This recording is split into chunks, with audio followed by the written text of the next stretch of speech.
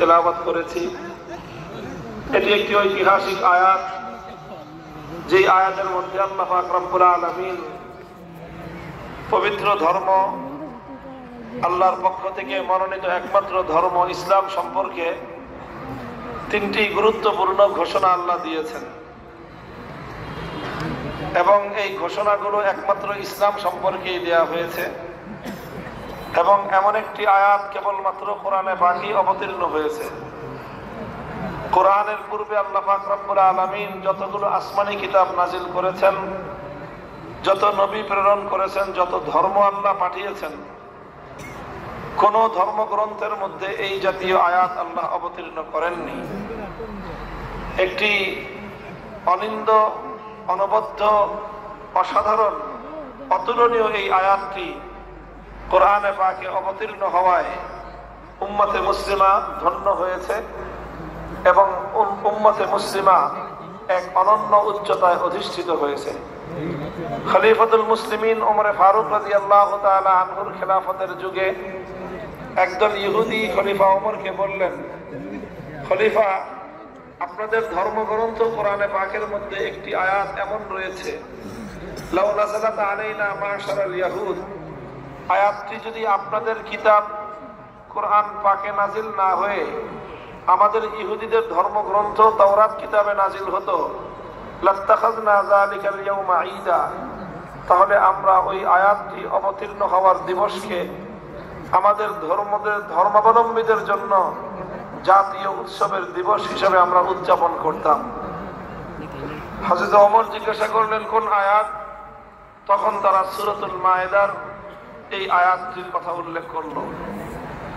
বন্ধুগণ, এখানে লক্ষণীয় এই আয়াতের মধ্যে এমন কি আছে যেই কারণে ইহুদি ধর্মাবলম্বীরা পৃথিবীর ইতিহাসে যারা নিজেদেরকে অভিজাত, শিক্ষিত এবং জ্ঞানী হিসেবে দাবি করে থাকে, সেই ইহুদি সম্প্রদায় কোরআনে পাকের এই আয়াতের এইরকম স্বীকৃতি প্রদান করেছে যে এরকম একটি আয়াত যদি তাদের ধর্মে থাকতো তাহলে তারা এতই আনন্দিত হতো যে এই আয়াতকে কেন্দ্র করে তারা তাদের ধর্মীয় জাতীয় উৎসব পালন করত। দুর্ভাগ্যজনক বিষয় হলো, ইহুদিরা কোরআনে পাকের এই আয়াতের মর্ম বুঝলেও উম্মতে মুসলিমা এই আয়াতের মর্ম মনে হয় আজ ভুলে বসেছে। আল্লাহ পাক এই উম্মতকে আবার বুঝবার তৌফিক দান করেন। এই আয়াতের মধ্যে কি আছে? এই আয়াতের মধ্যে আল্লাহ পাক রব্বুল আলামিন ইসলাম সম্পর্কে তিনটি ঘোষণা দিয়েছেন। প্রথম ঘোষণা হলো, আল্লাহ বলেছেন, আকমালতু লাকুম দীনাকুম, হে মুসলিম জাতি, আমি তোমাদের দ্বীন ইসলামকে পরিপূর্ণ করে দিয়েছি। দ্বিতীয় ঘোষণা, ওয়া আতমামতু আলাইকুম নি'মাতি, ইসলাম পূর্ণ হওয়ার মাধ্যমে মানব জাতির উপর আল্লাহ পাক রব্বুল আলামিনের নিয়ামত, আল্লাহর অনুগ্রহ, এটাও পরিপূর্ণতা পেয়েছে। তিন নম্বর ঘোষণা হলো, ওয়া রাদিতু লাকুমুল ইসলাম দীনা, জীবন চলার পদ্ধতি হিসেবে আল্লাহ বলেন যে ইসলামই আমার একমাত্র পছন্দনীয় হিসেবে আমি ঘোষণা করে দিলাম। এই তিনটি ঘোষণা হলো ইসলাম সম্পর্কে কোরআনে পাকের এই আয়াতের মধ্যে আল্লাহ দান করেছেন। মুহতারাম হাজিরিন, সুতরাং ইসলামের একটা অনন্য সৌন্দর্য, ইসলামের একটা শ্রেষ্ঠত্ব হলো যে ইসলামের পরিপূর্ণতা।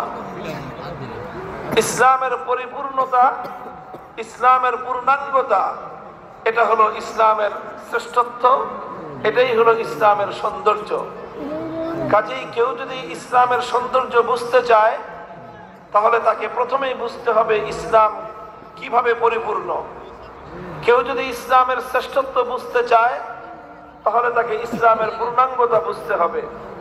ইসলামের পূর্ণাঙ্গতা উপলব্ধি করা ছাড়া কোনো ব্যক্তি পরিপূর্ণভাবে ইসলামের সৌন্দর্য এবং শ্রেষ্ঠত্ব অনুধাবন করতে সক্ষম হবে না।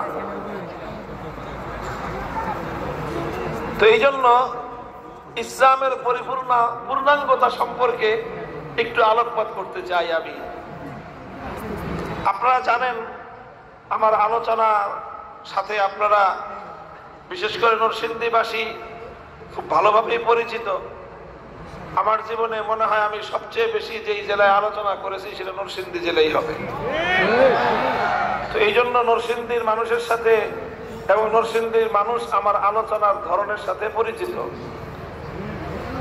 আপনারা জানেন যে আমার আলোচনার মধ্যে সাধারণত অন্য যে কোনো প্রসঙ্গ থাকুক বা না থাকুক, ঘুরে ফিরে রাষ্ট্র, রাজনীতি এবং সমাজ নিয়ে কথা আমার আলোচনায় আসেই। এটা আমি ইচ্ছা করেই বলি, পরিকল্পিতভাবে বলি। কেন বলি? কারণ উলামায়ে কেরামের এটা জিম্মাদারি।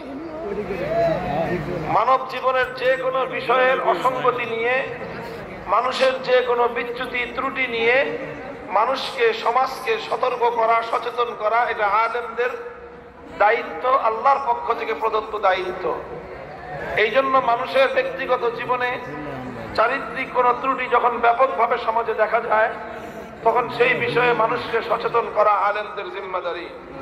মানুষের পারিবারিক জীবনে যখন কোনো ত্রুটি বিচ্যুতি দেখা যায়, তখন সেই বিষয়ে সমাজকে সচেতন করা আলেমদের জিম্মাদারি। ইসলামী শরীয়তের যে কোনো মাসআলা, মাসাইল, যে কোনো বিধিবিধান নিয়ে যখন সমাজের মধ্যে শিথিলতা দেখা যায়, তখন সেই বিষয়ে সমাজকে সচেতন করা আলেমদের জিম্মাদারি। ব্যবসা বাণিজ্য, অর্থনীতি, যে কোনো বিষয় নিয়ে সমাজের মধ্যে ইসলামের ব্যাপারে শৈথিল্য দেখা যায়, ইসলামের বিধিবিধান, আল্লাহর হুকুম মানার ক্ষেত্রে যখন তাদের মধ্যে ত্রুটি দেখা যায়, সেই বিষয়ে সমাজকে, জাতিকে সতর্ক করা আলেমদের জিম্মাদারি। ঠিক তদ্রূপ যখন রাষ্ট্র এবং রাজনীতির মধ্যে ইসলাম বিরোধী বিভিন্ন ধারা, উপধারা, বিভিন্ন ধরনের কার্যকলাপ সমাজের মধ্যে, রাষ্ট্রের মধ্যে, রাজনীতিতে পরিচালিত হয়, সেই বিষয়গুলিকেও চোখে আঙ্গুল দিয়ে দেখিয়ে দেওয়া, সেই বিষয়ে জাতিকে সজাগ এবং সোচ্চার করা আলেম ওলামাদের ঐতিহাসিক জিম্মাদারি। আমাদের এই কথাগুলিতে অনেক মানুষের গাত্রদাহ হয়, অনেক মানুষের শরীরে অ্যালার্জির চুলকানির উপদ্রব হয়।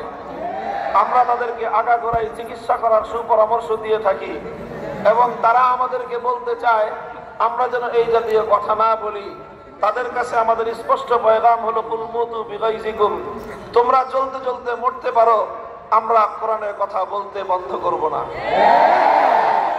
প্রত্যেকটি কথাই আমরা বলবো, সমাজকে বলবো, রাষ্ট্রকে বলবো, সরকারকে বলবো, যারাই আল্লাহর কোরআনের সঙ্গে, কোরআনের কথা থেকে বিচ্যুত হবে, আমরা দেখবো, চুপ থাকবো না।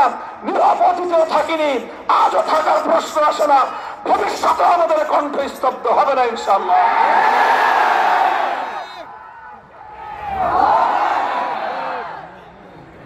মুহতারাম হাজিরিন, এই জন্য আলোচনা, যে বিষয়টা আমি আলোচনার জন্য মনস্থ করেছি, বিষয়টা অনেক দীর্ঘ। আমি চেষ্টা করব রাত যথেষ্ট হওয়ায় আমি সংক্ষিপ্তভাবে মৌলিক কথাগুলো বলার চেষ্টা করব ইনশাআল্লাহ। আপনারা দোয়া করতে থাকেন যেন মূল কথাগুলো আমি অতি সংক্ষেপে আপনাদের সামনে পেশ করার সক্ষম হই। আল্লাহ তৌফিক দান করেন। আমি বলেছিলাম ইসলামের অনন্যতা, ইসলামের সৌন্দর্য, ইসলামের শ্রেষ্ঠত্ব হলো ইসলামের পরিপূর্ণতার মধ্যে। কিসের মধ্যে? কিসের মধ্যে? ইসলামের পরিপূর্ণতার মধ্যে। অর্থাৎ ইসলাম হলো একটা পরিপূর্ণ বিষয়। এই ইসলামের পূর্ণাঙ্গতা এবং ইসলামের পরিপূর্ণতা, এটাই হলো ইসলামের শ্রেষ্ঠত্ব এবং এটাই হলো ইসলামের